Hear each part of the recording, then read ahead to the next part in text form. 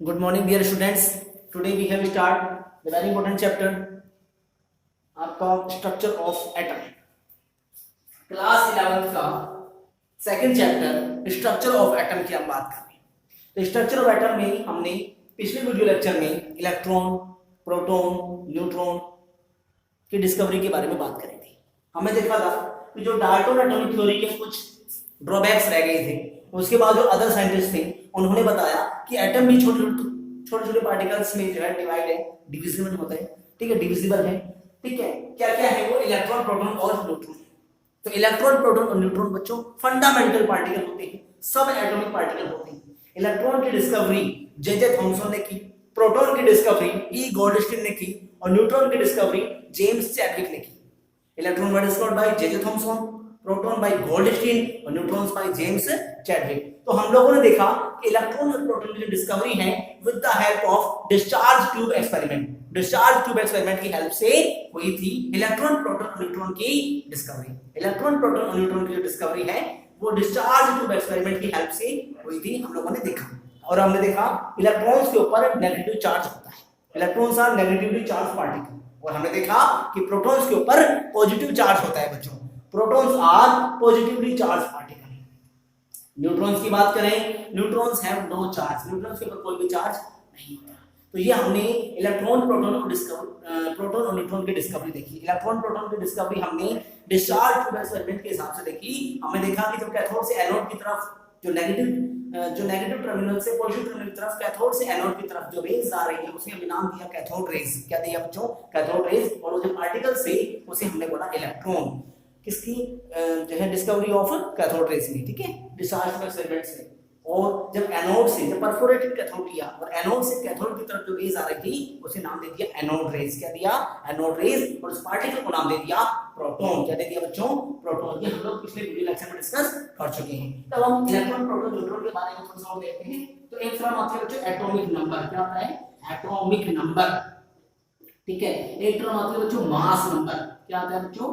Mass number. Atomic number को हम denote करते हैं बच्चों Z से। किससे करेंगे? Z से। और मास नंबर को हम लोग डिनोट करेंगे किससे? A से। किससे करेंगे? A से। एटॉमिक नंबर को हम लोग Z से डिनोट करते हैं और मास नंबर को हम लोग A से डिनोट करते हैं। एटॉमिक नंबर Z और मास नंबर A। अब देखिए जो एटॉमिक नंबर है वो इलेक्ट्रॉन और प्रोटॉन के बराबर होता है। जो एटॉमिक नंबर है वो आपका इलेक्ट्रॉन और प्रोटॉन के बराबर होता है। और जो मास नंबर है वो क्या होता है? Sum of proton and neutron. Sum of proton and neutron. Proton और न्यूट्रॉन का जो सम है बच्चों, प्रोटॉन और न्यूट्रॉन का जो सम है उसे हम क्या बोलते हैं? Mass number. क्या बोलते हैं बच्चों? Mass number. मैंने क्या बताया? Atomic number is equal to electron is equal to proton. जो एटॉमिक नंबर है वो इलेक्ट्रॉन और प्रोटॉन के बराबर होता है। और जो मास नंबर है sum of proton and neutron. Proton और न्यूट्रॉन का जो सम है इसे हम मास नंबर कहते हैं। मान लीजिए मैंने कोई एलिमेंट लिया, मान लीजिए मैंने यहाँ पर एलिमेंट ले लिया आपका कार्बन 6 और 12। क्या ले लिया? ठीक है। क्लोरीन 17 और 35.5 या फिर ब्रोमीन 35 और 80, 35 और 80, ठीक है। तो हमने कोई भी एलिमेंट यहाँ पे लिया। तो जो नीचे है ना ये आपका क्या है बच्चों? एटॉमिक नंबर है। क्या है? एटॉमिक नंबर है। एटॉमिक नंबर है। और जो ऊपर दिया हुआ है ना ये आपका क्या है बच्चों? मास नंबर है। क्या है? Mass number. इसको डिनोट करेंगे A से, उसको करेंगे Z से। कैसे करेंगे? Z से। अब मैं पूछूं how many electron and proton and neutron in carbon. Carbon के अंदर इलेक्ट्रॉन, प्रोटॉन, न्यूट्रॉन की संख्या क्या है? तो कार्बन का एटॉमिक नंबर कितना है? कार्बन के अगर मैं बात करूं तो कार्बन का एटॉमिक नंबर है सर 6। कितना है? 6। इसमें इलेक्ट्रॉन कितने होंगे? 6। इसमें प्रोटॉन कितने होंगे? 6। इसमें न्यूट्रॉन कितने होंगे? तो न्यूट्रॉन कैसे निकालेंगे? तो न्यूट्रॉन निकालेंगे, देखो मैंने आपको भी बताया मास नंबर इक्वल टू क्या होता है? Proton plus neutron. मास नंबर क्या होता है? Proton plus neutron. Proton plus neutron होता है बच्चों मास नंबर। जब आप न्यूट्रॉन निकालोगे तो ये मास नंबर में से प्रोटॉन माइनस हो जाएगा, मतलब न्यूट्रॉन बराबर क्या हो जाएगा? Mass number minus proton. Mass number minus proton मतलब प्रोटॉन इलेक्ट्रॉन एक ही चीज है ना, तो जो इलेक्ट्रॉन और प्रोटॉन माइनस करेंगे मास नंबर में से। तो मास नंबर कितना है? मास नंबर माइनस प्रोटॉन या फिर इलेक्ट्रॉन एक ही चीज है। तो प्रोटॉन मास नंबर कितना है? 12। प्रोटॉन इलेक्ट्रॉन कितने हैं? 6। तो न्यूट्रॉन कितने आ गए? 6। समझ में आया? इलेक्ट्रॉन जितने एटॉमिक नंबर होगा उतने ही इलेक्ट्रॉन होंगे, उतने ही प्रोटॉन होंगे, दोनों बराबर होते हैं। लेकिन अगर मैं न्यूट्रॉन की बात करूं तो ये कम ज्यादा होते हैं, कई बार बराबर भी आते हैं, कई बार कम और ज्यादा भी होते हैं। ठीक है, ऐसे भी मिलता है। तो कार्बन के अंदर बराबर आ गए, इसका फार्मूला क्या रहेगा कि मास नंबर में से एटॉमिक नंबर घटाया जाए या फिर प्रोटॉन घटाया जाए या फिर इलेक्ट्रॉन घटाया जाए। अगला एग्जांपल लेते हैं, जैसे क्लोरीन का है। क्लोरीन का देखो एटॉमिक नंबर कितना हो गया 17। क्लोरीन के केस में एटॉमिक नंबर कितना है 17। ठीक है, मास नंबर कितना है 35.5। ठीक है, इलेक्ट्रॉन कितने हैं 17, प्रोटॉन कितने हैं 17। न्यूट्रॉन कैसे निकालेंगे सर? 35.5 माइनस के 17 कितना होगा 17 18 18.5। क्लियर हो? हाइड्रोजन के केस में देख लेते हैं। हाइड्रोजन क्या होता है 1H1। क्या होता है बच्चों? तो इलेक्ट्रॉन कितने हैं 1, प्रोटॉन कितने हैं 1, न्यूट्रॉन कितने हैं सर 1 माइनस 1 0। न्यूट्रॉन नहीं होते, न्यूट्रॉन नहीं होते। क्लियर हो? इलेक्ट्रॉन प्रोटॉन न्यूट्रॉन निकालना है। इलेक्ट्रॉन्स नेगेटिवली चार्ज है, प्रोटॉन पॉजिटिवली चार्ज है, न्यूट्रॉन्स है नो चार्ज। न्यूट्रॉन के अंदर कोई भी चार्ज नहीं होता। ऐसे होते हैं ये एटम है। इस एटम के अंदर सेंटर में बच्चों न्यूक्लियस होता है। ठीक है, इस न्यूक्लियस के अंदर आपका क्या होता है प्रोटॉन और न्यूट्रॉन, प्रोटॉन और न्यूट्रॉन। और इसके बाहर इलेक्ट्रॉन चक्कर लगाता रहता है। इसके बाहर जो है वो इलेक्ट्रॉन रिवॉल्व करता रहता है। इलेक्ट्रॉन क्या होता है रिवॉल्व करता रहता है अराउंड द पाथ, और जिस पाथ में घूमता है उसे ऑर्बिट कहते हैं। आगे हम पढ़ेंगे ऑर्बिट है, ऑर्बिटल क्या होते हैं डिफरेंस देखेंगे। तो ये मैंने आपको बताया एटॉमिक नंबर और मास नंबर कैसे पता लगता है। कोई भी एलिमेंट है, कोई भी एलिमेंट है, हमारा एलिमेंट है तो नीचे उसका एटॉमिक नंबर है, ऊपर उसका मास नंबर होता है। ठीक है जी, और जितना एटॉमिक नंबर है उतने ही इलेक्ट्रॉन होंगे, उतने ही प्रोटॉन होंगे। और मास नंबर में से अगर प्रोटॉन घटा दिए गए तो वो बची हुई संख्या क्या कहलाएगी न्यूट्रॉन कहलाएगी। क्या कहलाएगी न्यूट्रॉन। ब्रोमीन का 3580 है, ये इसका मास नंबर है, इसका एटॉमिक नंबर है। इलेक्ट्रॉन कितना होंगे 35, प्रोटॉन कितना होंगे 35 और न्यूट्रॉन कितना हो जाएंगे 80 माइनस 35 कितने 45 कितने हो गए बच्चों 45। क्लियर हुआ? नोट कीजिए। क्लियर हो गया? तो हमने देखा atomic number, mass number, electron, proton, neutron, तो बेसिक जो चीजें हमने जो पढ़ी थी इसकी डिस्कवरी, उसके बारे में हमने और थोड़ा सा कॉन्सेप्ट पढ़ा। आगे बढ़ते हैं।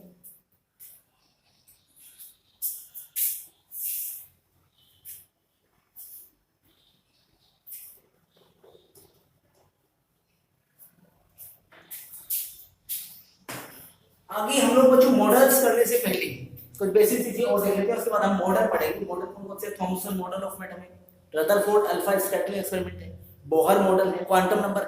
उससे पहले हम लोग कुछ बेसिक चीजें बात करेंगे। जैसे बच्चों क्योंकि इलेक्ट्रॉन प्रोटॉन न्यूट्रॉन की बात हो तो इससे रिलेटेड चीजें देख लेते हैं। आइसोटॉप्स क्या होते हैं बच्चों? आइसोटॉप्स।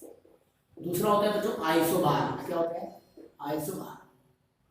तीसरा होता है आइसोटोन्स। क्या होता है? आइसोटोन्स। चौथा होता है आइसो इलेक्ट्रॉनिक्स। क्या होता है बच्चों? Iso electronics. Isotopes, isobars, isotones, iso electronics, ये चार टर्म हम लोग देखेंगे। आइसोटॉप्स, आइसोबार्स, आइसोटोन्स और आइसो इलेक्ट्रॉनिक्स। आइसो का मतलब होता है सेम। आइसो का मतलब होता है सेम। आइसो वर्ड किसके लिए होता है? सेम के लिए। ठीक है, अब आइसोटॉप्स क्या है एक बार मैं आपको बताऊंगा। आइसोटॉप का मतलब है atom of the same element, atom of the same element having same atomic number, having same atomic number but different mass number, but different mass number. Atom of the same element having same atomic number but different mass number are called isotopes. Are called isotopes. atomic number same हो, mass number अलग हो, जैसे 1H1, 1H2 और 1H3, 1H1, 1H2 और 1H3। ध्यान देखो 1 1 1 तीनों के अंदर एटॉमिक नंबर सेम है, लेकिन 1 2 3 मास नंबर अलग अलग है। मास नंबर अलग अलग है। एक ऐसी कंडीशन इसको बोलते हैं बच्चों प्रोटियम। क्या बोलते हैं? प्रोटियम। इसको बोलते हैं ड्यूटेरियम। क्या बोलते हैं? ड्यूटेरियम। इसको बोलते हैं ट्रिटियम। ये रेडियो एक्टिव होते हैं ट्रिटियम। ठीक है, ये तीनों आइसोटॉप्स हैं हाइड्रोजन के। किसके बच्चों? हाइड्रोजन के। Atom of the same element having same atomic number but different mass number are called isotopes. 1H1, 1H2, 1H3। ठीक है, ये 3 आइसोटॉप्स हैं किसके बच्चों? हाइड्रोजन की। अगला है आइसोबार। इसमें क्या होगा? इसमें same mass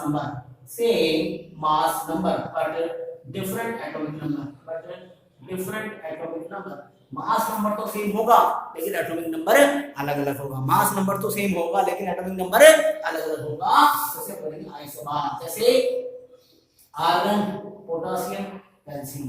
18, 19, 20, 40, 40, 40। Argon, potassium, calcium, argon, potassium, calcium. 40, 40, 40। 18, 19, 20, 40, 40, 40। ध्यान से देखो तीनों का मास नंबर सेम है, एटॉमिक नंबर अलग अलग है। इसे क्या बोलेंगे? Isobar. Isotones, same number of neutrons, same number of neutron, जिसमें न्यूट्रॉन की संख्या क्या हो? सेम हो। न्यूट्रॉन की संख्या क्या हो? सेम हो। क्या हो? सेम हो। जैसे कार्बन, नाइट्रोजन, ऑक्सीजन, ठीक है ना? 6, 7, 8, 14, 15, 16, ठीक है। अब देखिए न्यूट्रॉन निकाले, 14 में 6, न्यूट्रॉन कैसे निकलेंगे? 14 माइनस 6 कितने आ गए? 8। 15 माइनस 7 कितने आ गए? 8। 16 माइनस 8 कितने आ गए बच्चों? 8। तो यहाँ पर देखिए न्यूट्रॉन की संख्या बराबर आ रही है तो उसे बोलेंगे आइसोटॉन्स। क्या बोलेंगे? आइसोटॉन्स। पहला है बच्चों isotones, atom of the same element having same atomic number but different mass number are called isotopes. 1s1, 1s2, 1s3। उसके बाद isobar, same mass number but different atomic number are called isobar. Argon, potassium, calcium 18, 19, 20, 40, 40, 40। उसके बाद isotone, same number of neutrons. Carbon, nitrogen 6, 7, 8, 14, 15, 16। 14 में 6 8, 15 में 7 8, 16 में 7 8, same number of neutrons. अगला है iso electronics, same number of electrons, same number of electron, same number of electron. एक ऐसी species, एक ऐसी स्पीसीज जिसमें सेम नंबर ऑफ इलेक्ट्रॉन्स पाए जाए उसे हम बोलेंगे बच्चों आइसो इलेक्ट्रॉनिक। फॉर एग्जांपल देखिए Na plus, Mg2 plus, Al3 plus, O minus 2।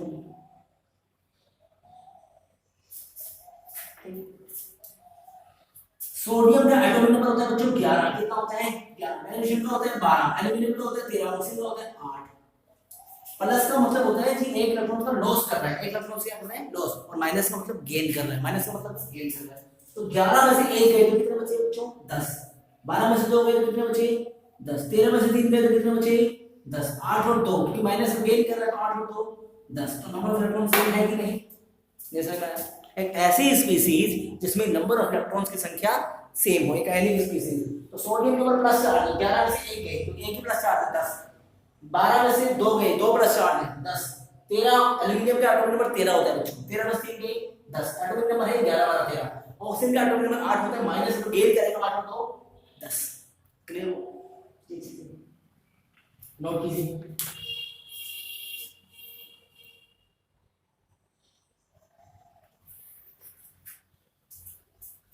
तो दोबारा देखिए आइसोटॉप्स क्या बताया मैंने? Atom of the same element having same atomic number but different mass number are called isotopes.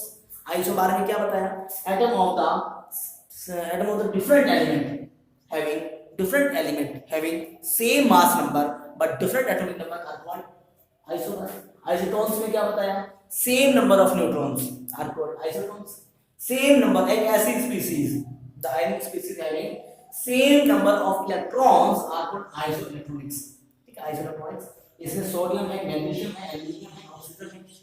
11 एक चार्ज 10, 12 में 2 गए 10, 13 में 3 गए 10, 8 में 2 10। ये हमने चीजें देखी। तो आज हमने क्या क्या देखा? हमने देखा बच्चों आइसोटॉप्स, आइसोबार्स, आइसोटोन्स, आइसोइलेक्ट्रॉनिक्स, से 3-4 चीजें देखी। और इलेक्ट्रॉन, प्रोटॉन, न्यूट्रॉन कैसे कैलकुलेट होते हैं उसकी बात करें। तो आज हमने बेसिक सा लेक्चर देखा। इससे पिछले लेक्चर में हम लोग इलेक्ट्रॉन, प्रोटॉन, न्यूट्रॉन की discovery by discharge tube experiment से हम लोग कर चुके हैं। इलेक्ट्रॉन और प्रोटॉन की जो डिस्कवरी थी वो हमने डिस्चार्ज ट्यूब एक्सपेरिमेंट से देखी थी। और न्यूट्रॉन की डिस्कवरी हमने बच्चों बॉम्बार्डिंग पार्टिकल से देखी थी। हमने बेरिलियम लिया था और बेरिलियम को बॉम्बार्डिंग पार्टिकल के साथ, हीलियम के साथ रिएक्ट करवाया था। बेरिलियम 49 और हीलियम 24 के साथ, तो उसने कार्बन 612 बनाया था, एक न्यूट्रॉन आउट हुआ था। तो हमने देखा था वहां पे न्यूट्रॉन की डिस्कवरी हुई थी जेम्स चैडविक के द्वारा।